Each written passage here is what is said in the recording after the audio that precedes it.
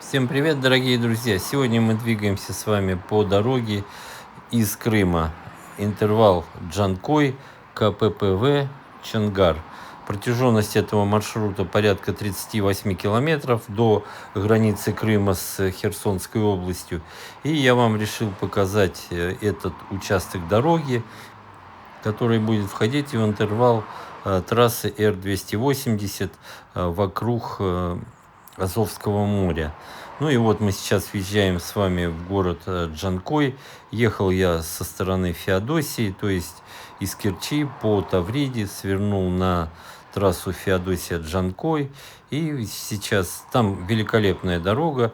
Я ее неоднократно показывал, как ее капитально ремонтировали. Феодосия Джанкой. Ну, о Тавриде и говорить нечего. Ну и вот мы с вами заезжаем в Джанкой. Это северные ворота Крыма, как помните. Здесь крупная узловая железнодорожная станция, но сейчас мы двигаемся с вами на автомобиле. Вот я выезжаю из Крыма и еду по новым территориям в сторону Таганрога. Сейчас этот участок дороги мы с вами и посмотрим.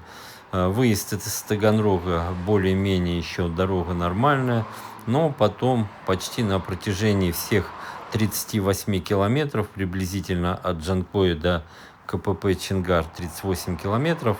Ну, дорога, ям, конечно, нет, но ямочный ремонт, знаете, вот эти нашлепки на дороге сделаны, особо сильно не разгонишься. Пока вот вы видите, дорога в неплохом состоянии, по одной полосе в каждую сторону. Ну и здесь вот две дороги, в Джанкое как раз сходятся две дороги из Симферополя до Джанкоя и из Феодосии до Джанкоя. Дорога Симферополь-Джанкой, ничего сказать не могу, сейчас не помню, но тогда была не очень хорошая дорога. А вот дорога Феодосия Джанкой отличная. Ну и здесь вот два потока сходятся. Проезжаем мы с вами Джанкой. Видим, тут вот как раз множество фур стоит. И встречный поток идет. Вот встречаются нам фуры. Потому что и очень много фур Валбериса и Озона. Я вот заметил. И в Крым, и из Крыма идут. Ну, везут товар. Они достаточно мобильные, кстати.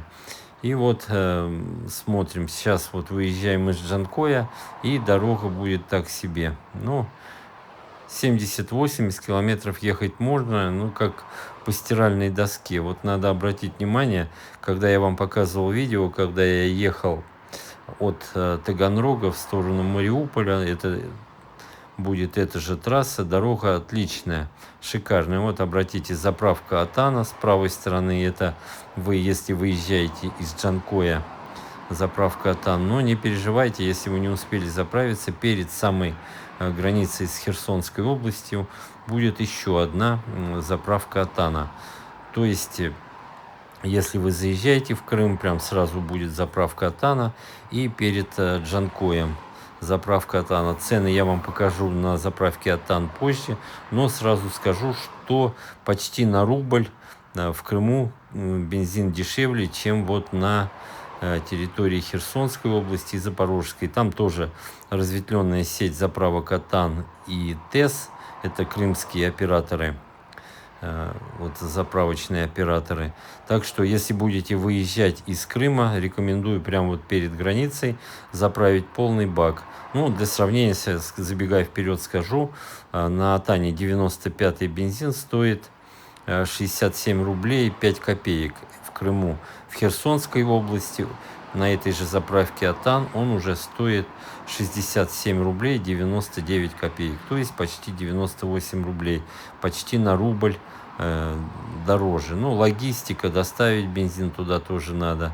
Поэтому вот, если будете выезжать из Крыма, конечно же, лучше заправиться, полный бак, и вам хватит до Таганрога. Там бензин уже тоже вот дешевле. Но я думаю, что со временем все это дело, конечно же, отрегулируется, и бензин будет плюс-минус на одном уровне. Ну, еще раз повторю, это логистика, поэтому вот и такие разбросы. Ну, а сейчас мы видим с вами все великолепие этой дороги. Вот не знаю почему до сих пор, вот даже фура идет впереди, по ней можете ориентироваться, видите, как ее таскает. Где-то вот сейчас мы едем где-то с фурой, сплошная, никак не обогнать ее, приблизительно где-то 75 километров, 70-75, больше, к сожалению, не получается, или оставите колеса там. Хотя, повторю, ям нет, они все вот в ямочном ремонте. Ну, есть куски дороги, где там 50 метров, там 30 метров, уложен новый асфальтобетон сплошным таким ковром. Но в основном ямочный ремонт, разметка хорошая, видно хорошо. Когда я въезжал в Крым с Чингара, то вот уже темно было, разметку видно хорошо. Так что, но все равно здесь гнать не придется вам, потому что ну, вы, собственно говоря, видите сами. Поток идет, что в Крым, что из Крыма, довольно-таки большой. Вот фуры в основном идут. Повторю еще, что вы знаете, что на Крымский мост вот такие вот крупногабаритные автомобили не пускают, только легковые. Ну и достаточно хорошая альтернатива вот Крымскому мосту. Конечно, большая часть дороги от Таганрога до вот КПП Чингар двухполосная, по одной полосе в каждом направлении, хотя вот практически от границы Ростовской области и до Мариуполя дорога, ну, до Мариуполя, да, дорога почти вся четырехполосная уже сделана, за исключением населенных пунктов. По две полосы в каждом направлении, ну, это я вам еще собираюсь показать в дальнейшем. Ну, а пока вот мы с вами едем из Крыма и смотрим дорогу. Вот видите, такими кусками есть неплохая дорога, да и что неплохая, даже, можно сказать, отличная дорога. Но в основном вот этот кусок 38 километров, вот видите, опять раз, и уже идет вот такая не очень хорошая, но по сравнению с тем, что раньше, я помню, было, конечно же, небо и земля. Хотя вот эта дорога еще старая, я вот не знаю, еще до всех этих событий 2014 года, когда Крым перешел в Россию, вот эта дорога еще с тех времен, с времен Украины, и ее вот латают, но до нее дело не доходило, а сейчас это одна из самых основных дорог от Джанкоя до КПП Чингар. Я думаю, что в скором времени ее начнут капитально ремонтировать, но сейчас, конечно же, не время ее ремонтировать, потому что курортный сезон, машин будет много. Ну, почему будет? Они и есть. И если сейчас начать ее ремонтировать, будут огромные пробки. Лучше всего, конечно, в Крыму и погода позволяет это делать там уже по окончании курортного сезона. Я думаю, там октябрь, конец октября, ноябрь, вот нормально будет. И такой же небольшой кусок можно будет сделать довольно-таки быстро. Тем более фирма ВАТ уже руку набила, она вот основные магистрали и не основные ремонтирует. Сейчас в Крыму, конечно же, с дорогами просто шикарно. В какое-нибудь даже небольшое село заедь, дорога сделана. Хоть и домики некоторые вот в землю вросли, но дорога хорошая. Так что, дорогие друзья, вот едьте и смотрите. Две заправки, как я уже сказал, крупных операторов бензиновых. Но есть еще там, по-моему, одна такая неизвестного бренда. Так что с бензином будете. Все нормально. Ну, что еще хочется сказать? Народу пока еще в Крыму не очень много. Ну, вот курортный сезон начинается. Конечно, погода подкачала везде. Такого давно не было. Вот действительно вот холода. Но погода восстанавливается. И народ потихонечку начинает ехать. На Крымском мосту уже вот образовываются пробки. Со стороны Тамани там вот 500 машин, 700 машин стоит. Со стороны Крыма там 250-300. И все больше и больше прибывает людей. Там по 2-3 часа стоят вот перед Крымским мостом. Ну, а эта дорога просто вот, шикарно ехать. Особенно если поедете ночью, то вообще фур не будет. Фуры все, как правило, едут днем. Да, вот в Херсонской области, в Донецкой и в Запорожской действует комендантский час, но на эту дорогу, которая вот идет вдоль Азовского моря, комендантский час не распространяется. Так что можете смело ехать. Ну и еще скажу, что вот когда я заезжал в Крым, вообще без проблем. Стоит рентген, пассажиров всех высаживаете, они идут с паспортами, ну и там вот регистрируют паспортные данные, ну водители тоже. Вы проезжаете через вот эту установку рентгеновскую, там со скоростью не более 5 километров в час, как там вот в громкоговорителе вам говорят, и все, потом проходите вместе со всеми паспортные данные, вводите документы на машину, это все заносит, спрашивают, откуда, куда едете, и все. Еще открываете капот, бардачки открываете в салоне, и на этом моменте осмотр весь закончен. Буквально вот у меня заняло, когда я въезжал в Крым, 15 минут, не больше, ну 20. Больше вот документы оформляете, там печатают, там слышно, как работает компьютер, клавиши. А так быстро все и проезжаете. Когда я выезжал, вот сейчас на выезд из Крыма в сторону Херсонской области, вообще спросили, сколько человек в машине, и все, и выезжаете, даже не останавливаясь. На это я потратил буквально 2-3 минуты. Так что вообще без всяких проблем. И за КПП Чонгар в Херсонской области начинается шикарная дорога. Но я думаю, это тема следующего видео будет. Посмотрим с вами дорогу. Если вот это вас заинтересует, кстати, пока едем, вот смотрим, поставьте лайк обязательно, не забудьте. И подпишитесь на канал, кто не подписан. Ну и вот, собственно говоря, эту дорогу вы видите. Ну, повторю еще раз, это единственный кусок дороги. Вот если едете в сторону Феодосии, вот от Джанкоя до Феодосии шикарная дорога. Тоже она в двухполосном исполнении, по одной полосе в каждую сторону. Но дорога шикарная. Вот даже в начале видео я кусочек этот показал. Единственный кусок вот этот вот от Джанкоя до КПП Чонгар, 38 километров. Вот, да, не очень хорошая. Но, как вы видите, ям нет. Конечно, вот эти вот заплатки, они не в одном уровне с основным асфальтом. И поэтому вот чувствуется.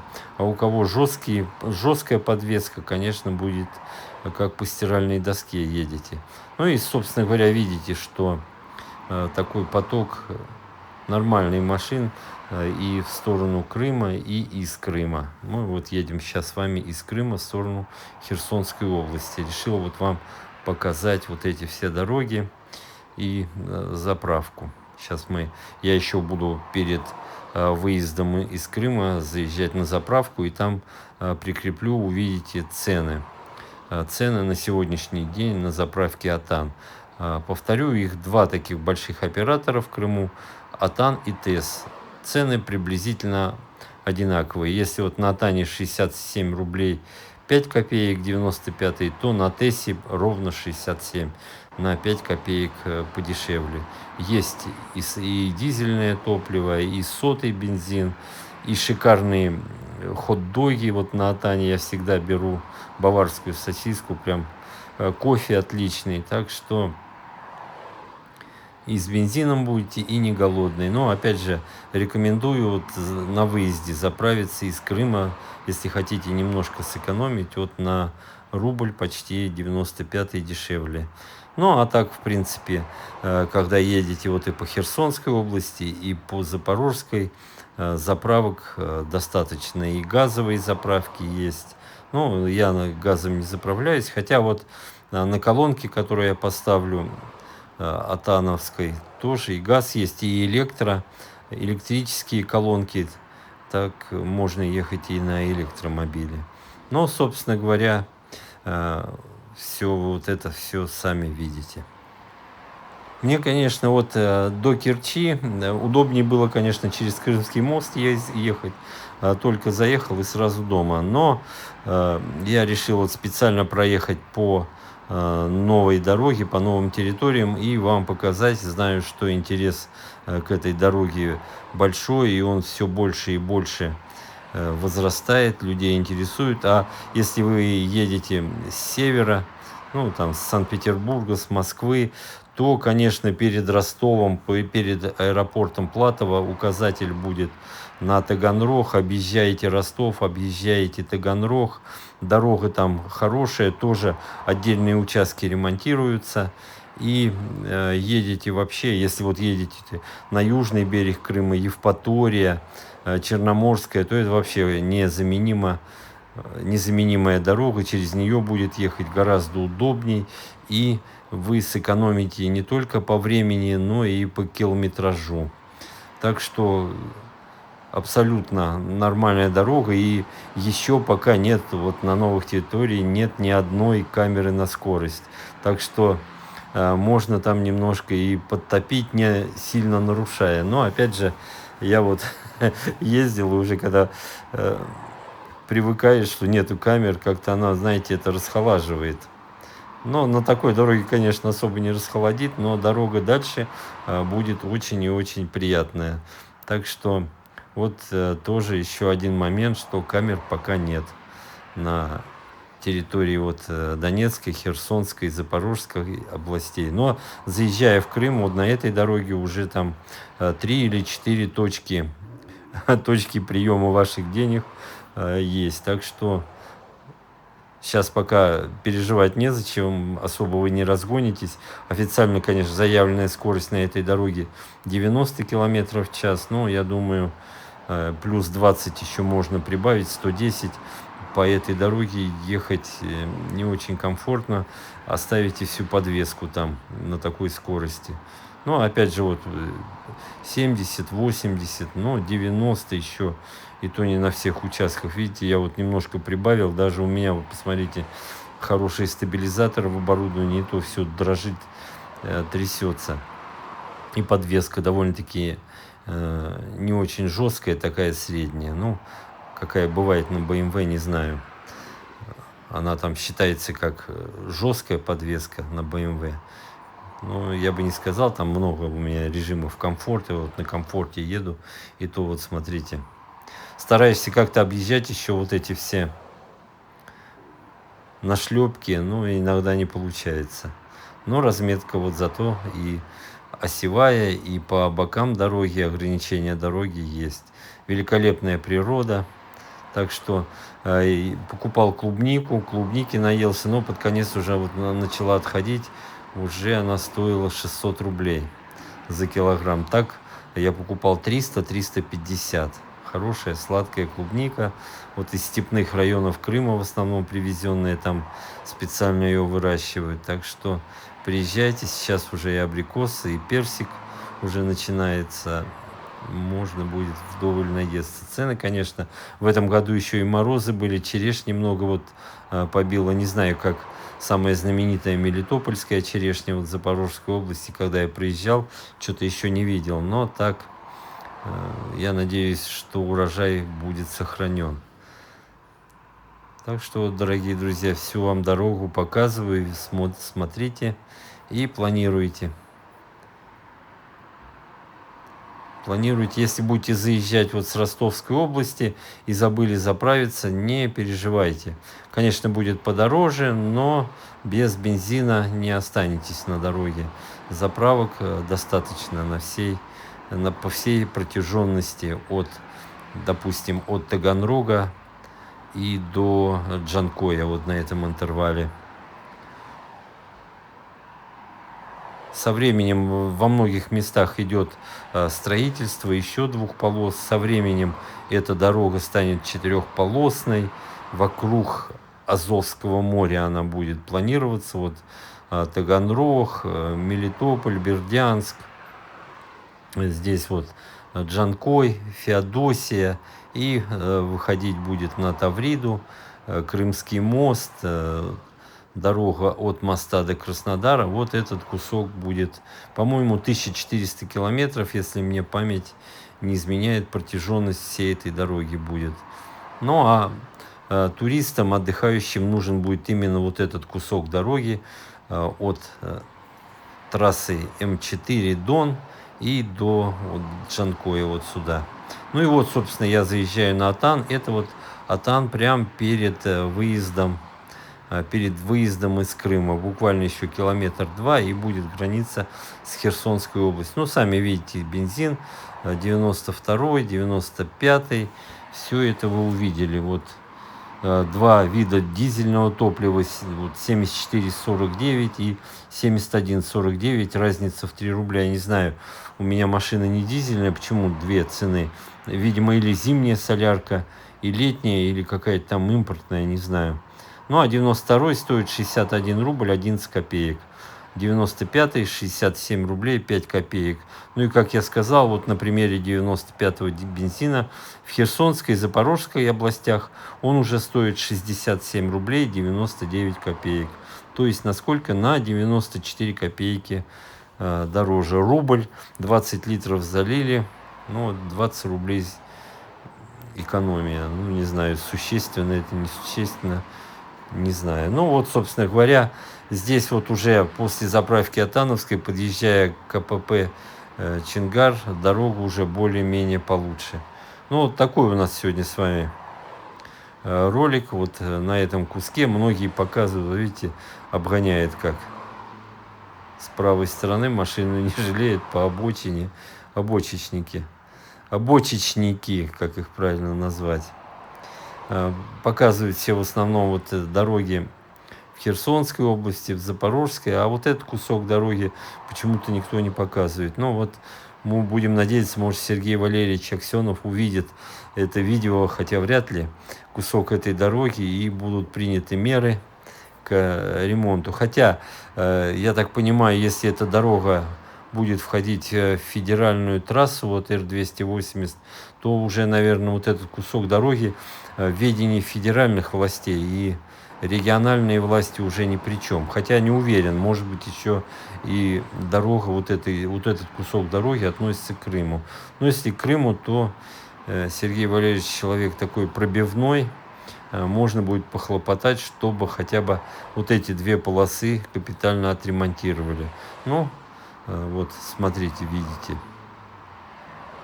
Здесь еще, повторяю, более-менее, но есть участки прям заплатка на заплатке. И как едешь, как по стиральной доске. Днем еще ничего, но ночью-то похуже. Особо не разгоняешься, а вследствие этого, если поток машин большой, то начинают создаваться пробки. Особенно фуры, когда едут, они сильно на такой дороге разгоняться не будут, да и не смогут. И поэтому будут создавать заторы.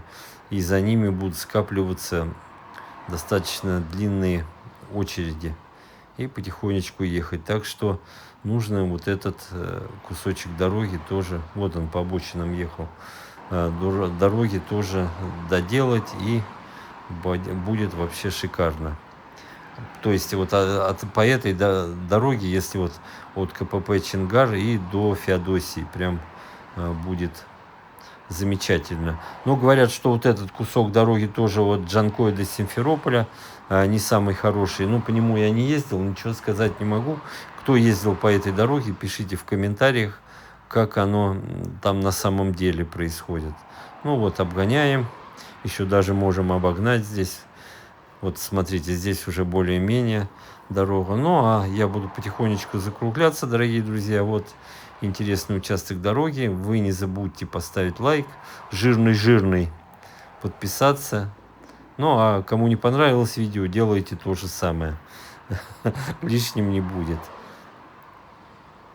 Вот здесь обгоняю, потому что вот заезд и фуры, и легковые, кстати, машины вот заезжают по одной дороге. Вот если в Крым фуры стоят в одной полосе движения, кто на легковых, вы за фурами не становитесь.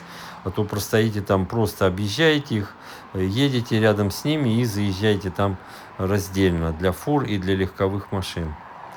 Для легковых все гораздо быстрее и проще. Так что знайте, вот и увидите перед КПП очереди из фур, объезжайте их. Смело объезжайте, выезжайте на полосу на другую и объезжайте их. Это вот даже все говорят. Ну вот мы подъехали к КПП Чингар. Там снимать нельзя, я не снимал. Довольно-таки быстро я его прошел и выехал в Херсонскую область. На этом все, дорогие друзья. Всего вам хорошего, хорошего отдыха, кто планирует в это время. И до новых встреч. Планирую следующую часть видео показать вам дороги по Херсонской области. До свидания.